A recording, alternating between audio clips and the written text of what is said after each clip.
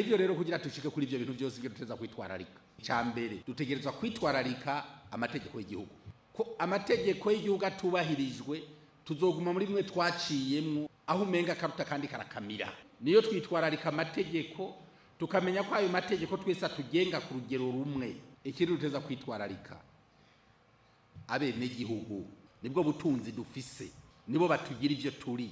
Ivyo byose rero bitatu tumaze kuvyitwararika, tukamenya ko amategeko twese tungana imbere y'amategeko, tukamenya twese uko duteza gufata umwenegihugu ageze imbere yacu, hari icaze kutubaza, hari icaje kudusaba ko tumwuzuriza imbere yuko tumutorera inyishu, tukabanza tukishira mu kibanza ciwe. Icyo kibazo yaradutuye tukakigira icacu, ati yaba ari jewe nari gusaba uwo ndiko nditura ndamwuzuriza gute.